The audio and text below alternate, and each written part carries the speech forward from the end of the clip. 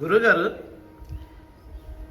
ఇప్పుడు ఈ యూట్యూబ్ వచ్చిన కాడి నుంచి చాలా రకాల వీడియోలు, చాలా రకాల మంత్రాలు కూడా వస్తున్నాయి. సరే, మంత్రాల జోలికి మనం వెళ్ళం, ఇప్పుడు అనవసరం, అది అప్రస్తుతం. శ్లోకాల గురించి కనుక చూసుకుంటే, ఒకళ్ళు ఒక రాగంలోను, మరొకరు ఇంకొక రాగంలోను ఏదో తీస్తున్నారు. పాప తెలియని వాళ్ళు ఏమనుకుంటారంటే, ఇది ఈ రాగంలోనే తీయాలా, దీన్ని ఇలాగే పలకాలా, సంస్కృతంలో సంగీతంలో ఇది ఏ రాగంలో ఉందో అని చెప్పి వీళ్ళు కొట్టుమిట్టాడుతూ ఉంటారు. అసలు దీనికి ఏదన్నా ఒక ప్రామాణికం ఉందా, లేకపోతే ఎలాగైనా చదవచ్చా? మీరు ఎన్నో చూసి ఉన్నారు కాబట్టి, ఎన్నో చెంది ఇయే కాకుండా ఎన్నో కార్యక్రమాలు నడిపించి ఉన్నారు కాబట్టి, అనేక మందిని మీరు చూసున్నారు కాబట్టి, కొంచెం దీని గురించి వివరణ ఇచ్చి ఉదాహరణగా ఏదన్నా ఒక శ్లోకాన్ని ఆ డిఫరెంట్ మాడ్యూల్స్ వినిపించవలసిందిగా కోరుతున్నాం. ఇప్పుడు వేదంలో ఉండే మాదిరిగా ఇక్కడ మనకి అలా ఏం నిబంధనలు ఉండదు.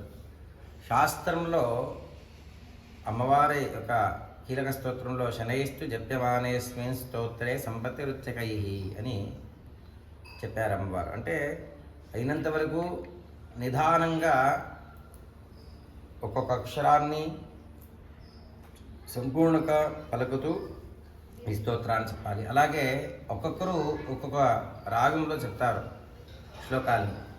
ఖడ్గిని శూలిని ఘోరా గదిని చక్రిని తథా శంఖిని చాపిని బాణభుషుండి పరిఘాయుధ. అలాగే ఇంకొందరు ఖడ్గిని శూలిని ఘోరా గదిని చక్రిని తథా శంఖిని చాపిని బాణభుషుండి పరిఘాయుధ. అలా వాళ్ళకి అనుకూలంగా ఈ శ్లోకాన్ని చెప్తారు. ఇది కూడా ఇక్కడ తప్పు అనేది మనం తెలుసుకోకూడదు, ఎందుకంటే వాళ్ళ భావనతో వాళ్ళు చెప్తూ ఉంటారు. అలాగే ధ్యాన శ్లోకాలు కూడా కొంచెం సంగీత జ్ఞానం ఉండేవాళ్ళు బాగా చెప్తారు. ఆగమ శాస్త్రం వాళ్ళు కూడా ఆ శ్లోకాన్ని ఆగమ శాస్త్ర ప్రకారంగా ఆ తీరుగా చెప్తారు. అలాగే సామాన్యులు కూడా చెప్పుకోవచ్చు. సామాన్యంగా చెప్తే ఖడ్గం చక్రగదేశు చాప పరిఘాం శూలం భుజుండీం శిరః శంఖం సందదతీం కరైస్త్రినయనాం సర్వాంగభూషావృతాం నీలాశ్మద్యుతిమాస్య పాదదశకాం సేవే మహాకాళికాం యామత్సోత్సుభితే హరౌ కమలజో హంతుం మధుం కైటభం అని సామాన్యంగా చెప్పవచ్చు. ఆగమంలో వాళ్ళు ఆ శ్లోకాలు ఉంటుంది కాబట్టి ఆ తీరులో చెప్తారు. ఖడ్గం చక్రగదేషు చాప పరిఘాం చూలం భుజుండీం శిరః శంఖం సందదతీం కరైస్త్రినయనాం సర్వాంగభూషావృతాం నీలాస్మాద్యుతిమాస్య పాదదశకాం సేవే మహాకాళికాం యామత్సోత్సుభితే హరో కమలజో హంతుం మధుం కైటభం.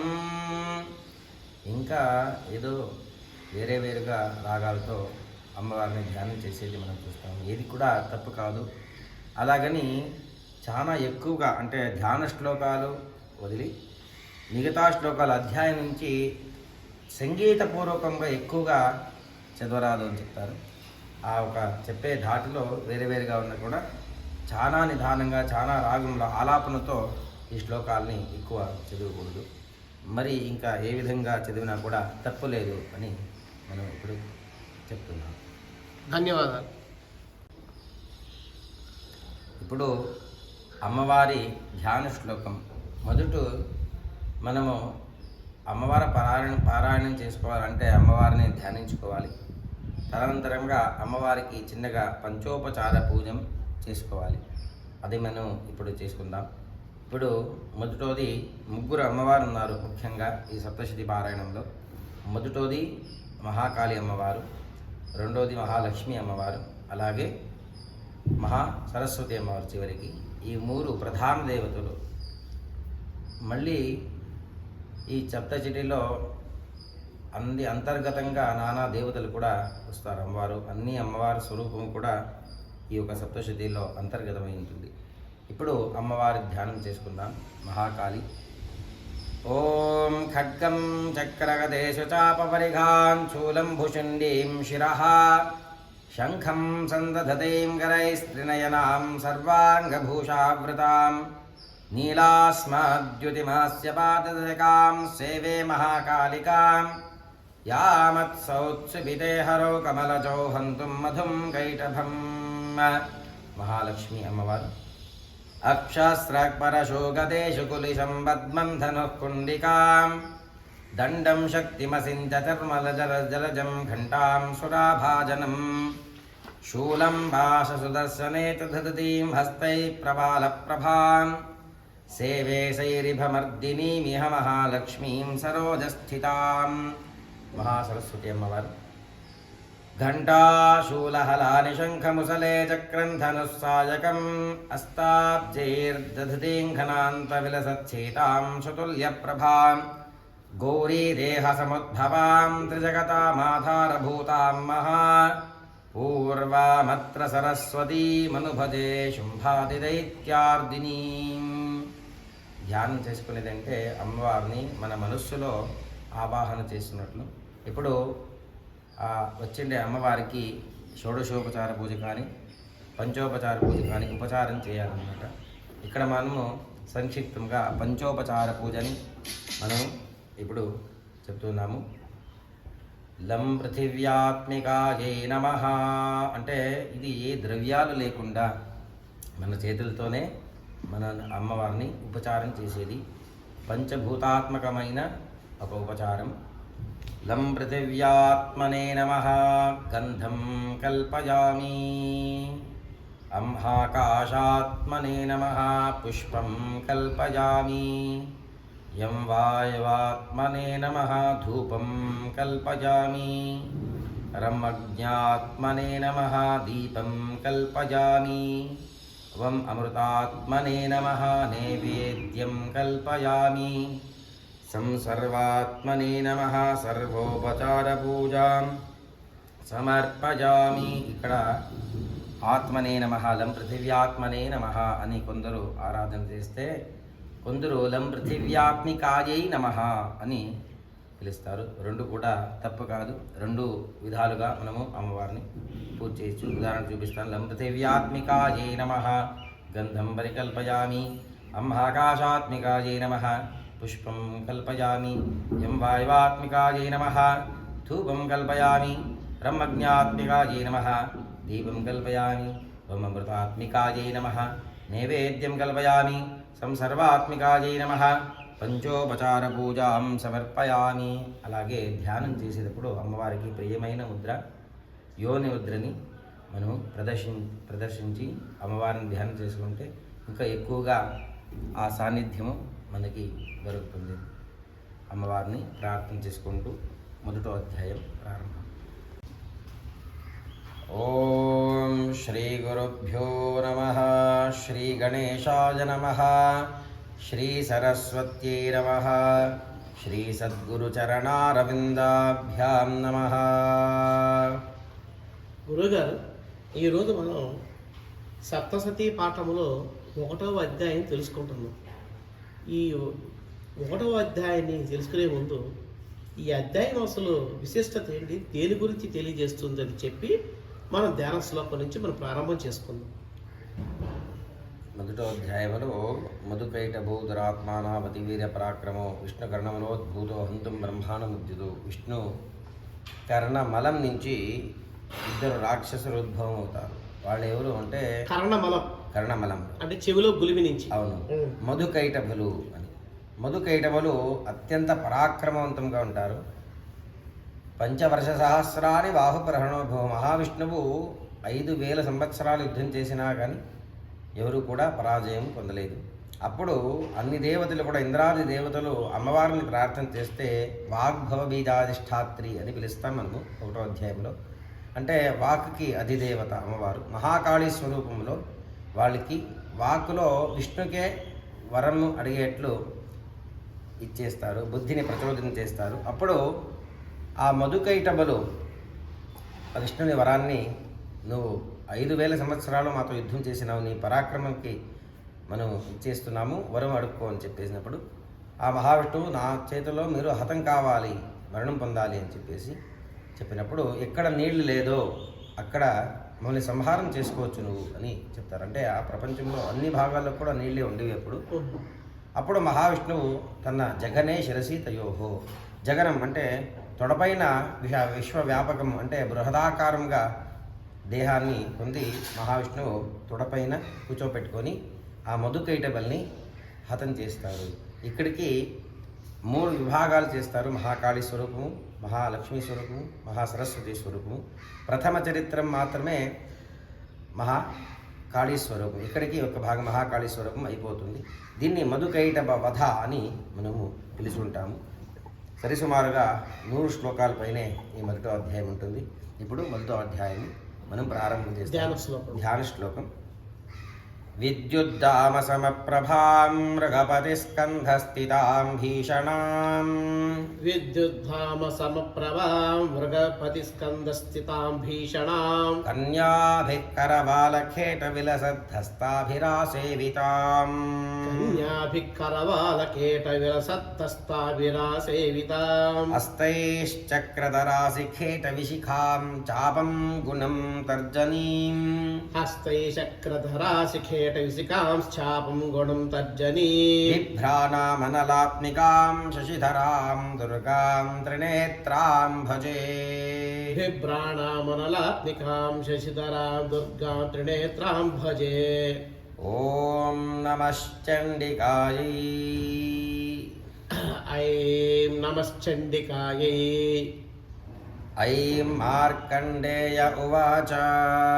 ఐం మార్కండేయ ఉవాచ. సావర్ణిः సూర్యతనయో యో మనుః కథ్యతేష్టమః, సావన్నిః సూర్యతనయో యో మనుకథ్యతేష్టమః, నిశామయతదుత్పత్తిం విస్తరాద్గదతో మమ, నిశామయతదుత్పత్తిం విస్తరాద్గదతో మమ, మహామాయానుభావేన యథా మన్వంతరాధిపః, మహామాయానుభావేన యథా మన్వంతరాధిపః, స బభూవ మహాభాగः సావర్ణిస్తనజో రవేః, స బభూవ మహాభాగः సావర్ణిస్తనయో రవేః, స్వారోచిషేంతరే పూర్వం చైత్రవంశసముద్భవः, స్వారోచిషేంతరే పూర్వం చైత్రవంశసముద్భవः, సురథో నామ రాజాభూత్ సమస్తే క్షితిమండలే, సురతో నామ రాజాభూత్ సమస్తే క్షితిమండలే,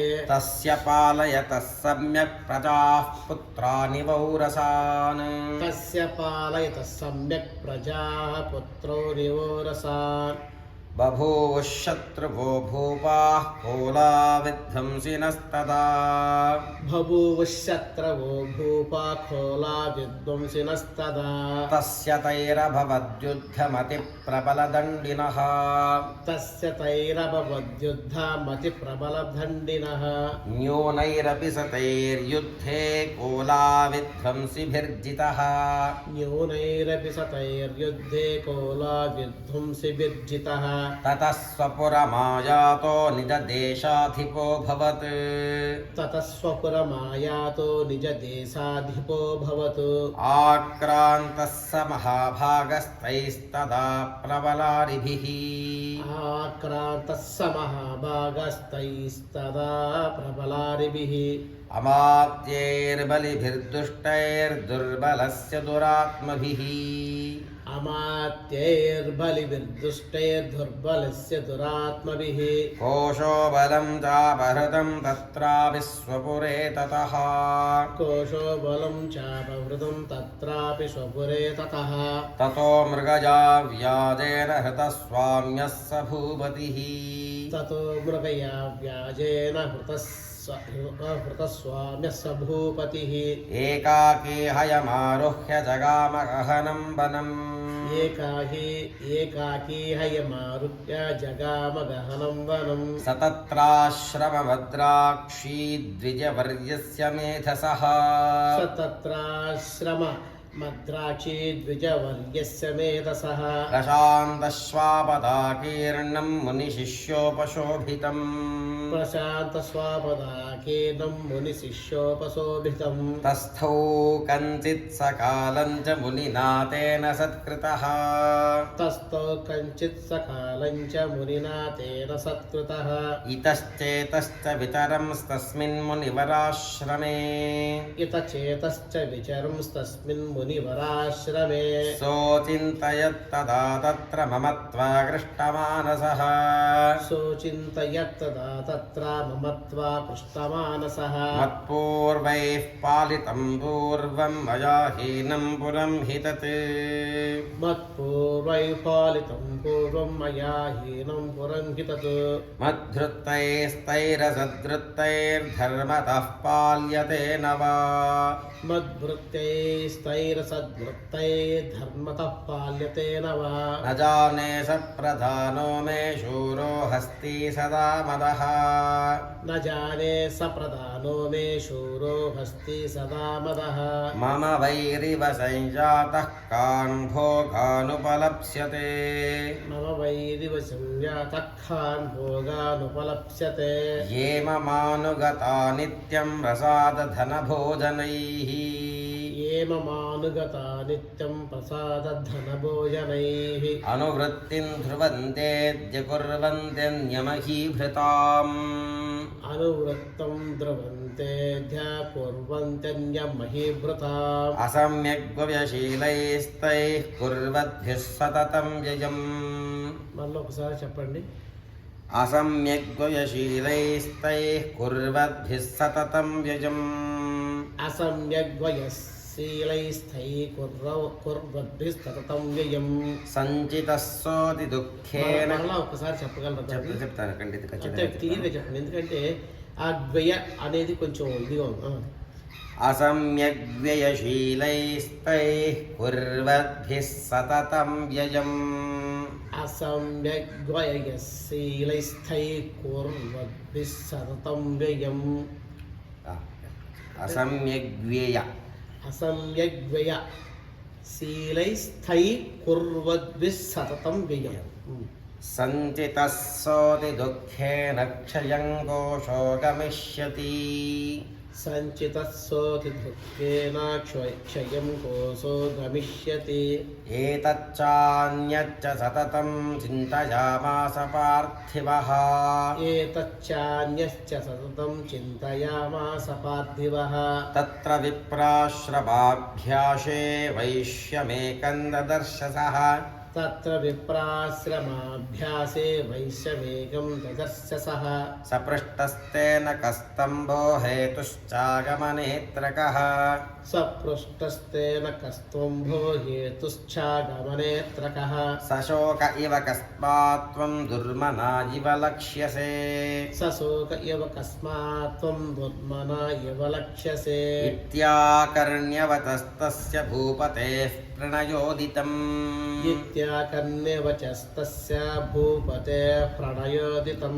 ప్రత్యువాచ సతం వైశ్యః ప్రశ్రయావనతో నృపం ప్రత్యువాచ సతం వైశ్య ప్రశ్రయావనతో నృపం. వైశ్య ఉవాచ వైశ్య ఉవాచ సమాధిర్నామ వైశ్యోహముత్పన్నోऽథ దినాంకులే సమాధిర్నామ వైశ్యోహముత్పన్నో ధనినాం కులే. పుత్రదారైర్నిరస్తశ్చ ధనలోభాదసాధుభిః పుత్రదారైర్నిరస్తశ్చ ధనలోభాదసాధుభిః. విహీనశ్చ ధనైర్దారైః పుత్రైరాదాయ మేధనం విహీనశ్చ ధనైర్ధారైర్పుత్రైరాదాయ మేధనం. వనమభ్యాగతో దుఃఖీ నిరస్తశ్చాప్తబంధుభిః వనమభ్యాగతో దుర్గే నిరస్తశ్చాప్తబంధుభిః. సోహన్న వేద్మి పుత్రాణాం కుశలాత్మికాం సోహం న వేద్మి పుత్రాణాం కుశలాత్మికాం. ప్రవృత్తిం సజనానాం చ దారాణాం చాత్ర సంస్థితః ప్రవృత్తిం స్వజనానాం చ దారాణాం చాత్ర సంస్థితః కిన్ను తేషాం గృహే క్షేమమక్షేమం కిన్ను సాంప్రతం కిన్ను తేషాం గృహే క్షేమమక్షేమం కిన్ను సాంప్రతం కథం తే కిన్ను సద్వృత్తా దుర్వృత్తా కిన్ను మే సుతాః కథం తే కిన్ను సద్వృత్తా దుర్వృత్తా కిన్ను మే సుతాః రాజోవాచ రాజోవాచ ఏర్నిరస్తో భవా లుబ్ధైః పుత్రధారాదిభిర్ధనైః ఏ నిరస్తో భవాం లబ్ధై పుత్రధారాదిభిర్ధనైః తేషు కిం భవత స్నేహమనుబధ్నాతి మానసం తేషు కిం భవత స్నేహమనుబధ్నాతి మానసం వైశ్య ఉవాచ వైశ్య ఉవాచ ఏవమేతద్యథా ప్రాహ భవానస్మద్గతం వచః ఏవమేతద్యథా ప్రాహ భవానస్మద్గతం వచః కిం కరోమి న బధ్నాతి మమ నిష్ఠురతాం మనః కిం కరోమి న బధ్నాతి మమ నిష్ఠురతాం మనః యైః సంత్యజ్య పితృస్నేహం ధనులుబ్ధైర్నిరాకృతః యై సంత్యజ్య పితృస్నేహం ధనులుబ్ధైర్నిరాకృతః పతిస్వదనహార్దం చ హార్దితేష్వేవ మే మనః పతిస్వజనహార్దం చ హార్దితేష్వేవ మే మనః కిమేతన్నాభిజానామి జానన్నపి మహామతే కిమేతన్నాభిజానామి జానన్నపి మహామతే యత్ప్రేమ ప్రవణం చిత్తం విగుణేష్వపి బంధుషు యత్ప్రేమ ప్రవణం చిత్తం విఘ్నేష్వపి బంధుషు తేషాం కృతే మే నిశ్వాసో దౌర్మనస్యం చ జాయతే తేషాం కృతో మే నిశ్వాసో దౌర్మనస్సం చ జాయతే కరోమి కియన్న మనస్తేష్వప్రీతిషు నిష్ఠురం కరోమి కిం యన్న మనస్తేష్వా ప్రీతిషు నిష్ఠురం మార్కండేయ ఉవాచ మార్కండేయ ఉవాచ తతస్థౌ సహితో విప్రతం మునిం సముపస్థితౌ తతస్థౌ సహితో విప్రాతం మునిం సముపస్థితౌ సమాధిర్నామ వైశ్యోసౌ స చ పార్థివ సత్తమః సమాధిర్నామ వైశ్యోసౌ స చ పార్థివ సత్తమః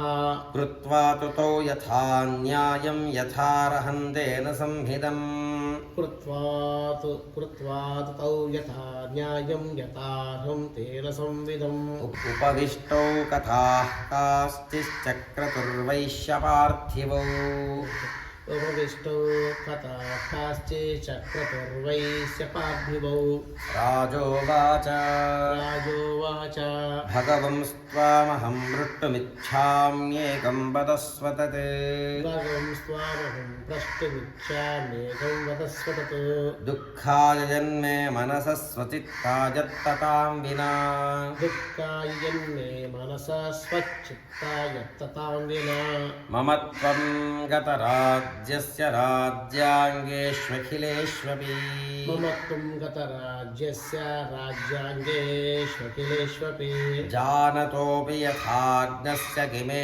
తన్మునిసత్తమా జానతోపి యదాజ్ఞస్య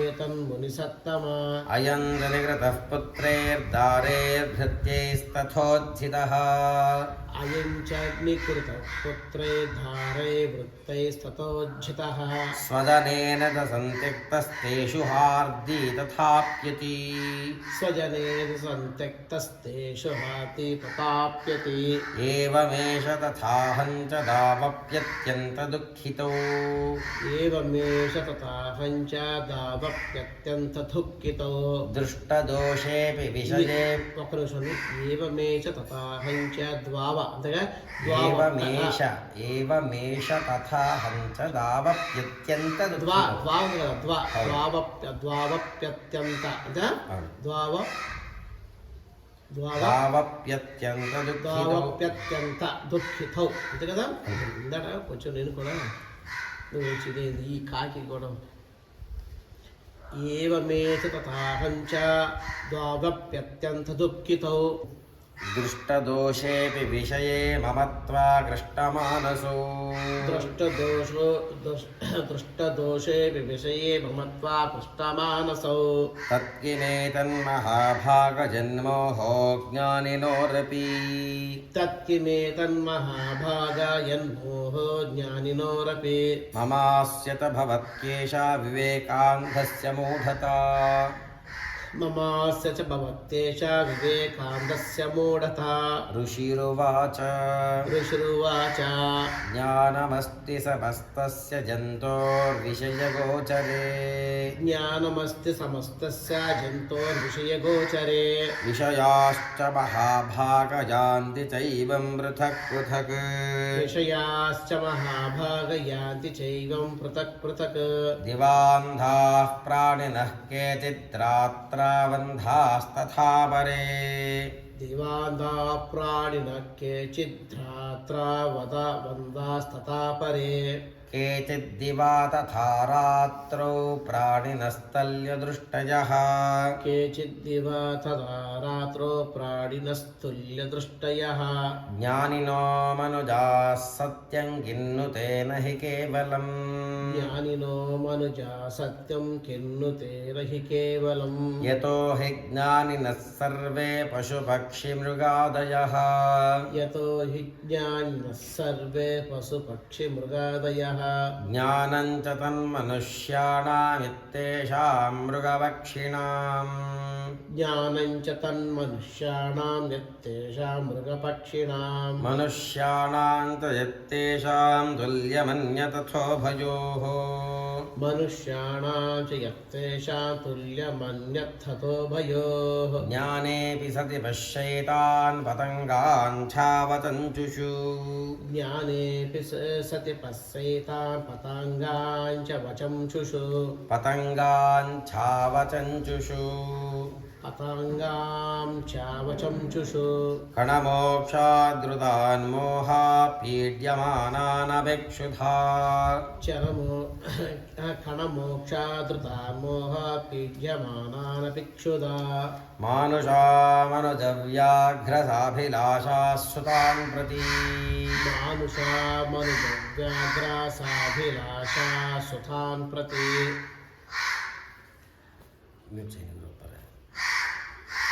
लोभात् प्रत्युपकाराय नन्वेतान् किन्न पश्यसि लोभा प्रत्युपकाराय नन्वेतान् किं न पश्यसि तथापि ममता वर्ते मोहगर्ते निपातिताः तथापि ममता वर्ते मोहगर्ते निपातिताः महामाया प्रभावेण संसारस्थितिकारिणा महामाया प्रभावेण संसारस्थितिकारिणा तन्मात्र विस्मयः कार्यो योगनिद्रा जगत्पतेः तन्मात्र विस्मयकार्यो योगनिद्रा जगत्पतेः महामाया हरेस्तैषा तया सम्मोह्यते जगत् महामाया हरेश्चैषा तया सम्मोह्यते जगत् ज्ञानिनामपि चेतांसि देवी भगवती हि सा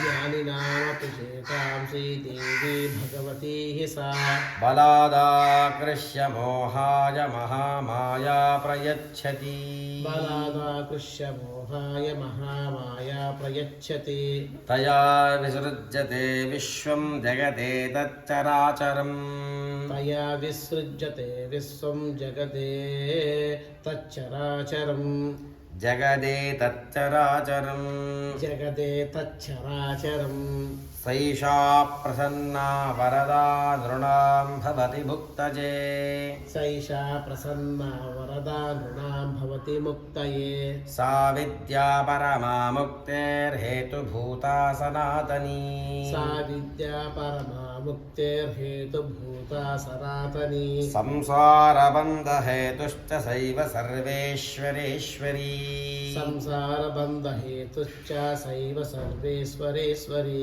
राजोवाच राजोवाच भगवन् काहि सा देवी महामायेति यां भवान् भगवन् काहि सा देवी महामायेति यां भवान् ब्रवीति कथमुत्पन्ना सा कर्मास्याच्च किन्द्विजा ब्रवीति कथमुत्पन्ना सा कर्मास्या च किं द्विजा यत्प्रभावा च सा देवी यत्स्वरूपा यदुद्भवा यत्प्रभावा च सा देवी यत्स्वरूपा यदुद्भवा तत्सर्वं श्रोतुमिच्छामि त्वत्तो ब्रह्मविदाम्बर तत्सर्वं श्रोतुमिच्छामि त्वत्तो ब्रह्मविदाम्बर ऋषिरुवाच ऋषिरुवाच नित्यैव सा जगन्मूर्तिस्तया सर्वमिदं ततम् नित्यैव सा जगन्मूर्तिस्तया सर्वमिदं ततम् तथापि तत्समुत्पत्तिर्बहुधा श्रूयतां मम तथापि तत्समुत्पत्तिर्बहुधा श्रूयतां मम देवानां कार्यसिद्ध्यर्थमाविर्भवति सा यदा देवानां कार्यसिद्ध्यर्थमाविर्भवति सा यदा उत्पन्नेति तथा लोके सा नित्याप्यभिधीयते उत्पन्नेतिस्तदा लोके सा नित्याभ्यभिधीयते योगनिद्रां यदा विष्णुर्जगत्येकार्णवीकृते योगनिद्रां यदा विष्णुजगत्येकार्णवीकृते आस्तीर्यशेषमभजत् कल्पां ते भगवान् प्रभुः आस्तीर्य शेषमभजत् कल्पान्ते भगवान् प्रभुः तदा द्वावसुरो घोरौ विख्यातौ मधुकैटभौ तथा द्वावसुरो घोरो विख्यातो मधुकैटभो विष्णुकर्णमलोद्भूतौ हन्तुं ब्रह्माणमुद्यतौ विष्णुकर्णमनोभूतो हन्तुं ब्रह्माणमुद्यतो सनाभिकमले विष्णो स्थितो ब्रह्मा प्रजापतिः सनाभिकमले विष्णो स्थितो ब्रह्मा प्रजापतिः दृष्ट्वा तावसुरोजोग्रो प्रसुप्तं त्वजनार्दनम् दृष्ट्वा तावसुरो चोग्रो प्रसुप्तं च जनार्दनम् तुष्टावयोगनिद्रान्तामेकाग्रहृदयस्थितः तुष्टावयोगनिद्रान्तामेकाग्रहृदयस्थितः विबोधनार्थाय हरेर्हरिनेत्रकृतालयाम् विबोधनार्थाय हरे हरिनेत्रकृतालयाम् विश्वेश्वरीं जगद्धात्रीं स्थितिसंहारकारिणीं विश्वेश्वरीं जगद्धात्रीं स्थितिसंहारकारिणीं निद्रां भगवतीं विष्णुरतुलां तेजसः प्रभुः निद्रां भगवतीं विष्णोरतुलां तेजसः प्रभुः ब्रह्मोवाच ब्रह्मोवाच त्वं स्वाहा त्वं स्वधा त्वं हि वषट्कारस्वरात्मिका त्वं स्वाहा त्वं स्वदा त्वं हि वषट्कारस्वरात्मिका सुधा त्वमक्षरे नित्ये त्रिधा मात्रात्मिका स्थिता सुधा त्वमक्षरे नित्ये त्रिधा मात्रात्मिका स्थिता अर्थमात्रा स्थिता नित्या जानुच्चार्या विशेषतः अर्धमात्रा स्थिता नित्यायानुश्चार्या विशेषतः त्वमेव सन्ध्या सावित्री त्वं देवि जननी परा त्वमेव सन्ध्या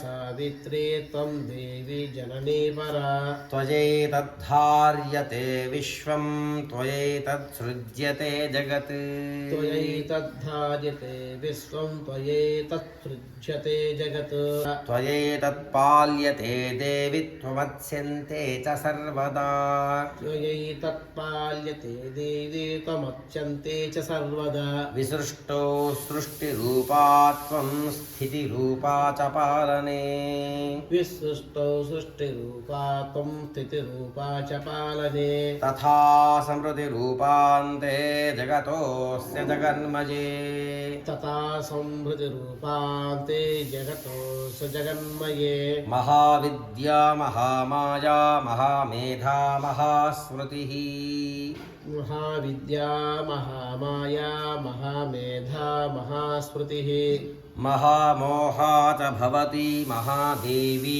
महेश्वरी महामोहा च भवति महादेवी महेश्वरी प्रकृतिस्त्वं च सर्वस्य गुणत्रयविभाविनी प्रकृतिस्त्वं च सर्वस्य गुणत्रयविभाविनी कालरात्रिर्महारात्रिर्मोहरात्रिश्च दारुणा कालरात्रिर्महारात्रिर्मोहरात्रिश्च दारुणा त्वं श्रेस्त्वमीश्वरीस्त्वं ह्रीस्त्वं बुद्धिर्बोधलक्षणा त्वं श्रीस्त्वमीश्वरी त्वं ह्रीस्त्वं बुद्धिर्बोधलक्षणा लज्जा पुष्टिस्तथा तुष्टिस्त्वं शान्तिः क्षान्तिरेव च लज्जा पुष्टिस्तथा तुष्टिस्त्वं शान्तिः क्षान्तिरेव च खड्गिनी शूलिनी घोरा गदिनी चक्रिणी तथा खड्गिनी शूलिनी घोरा गदिनी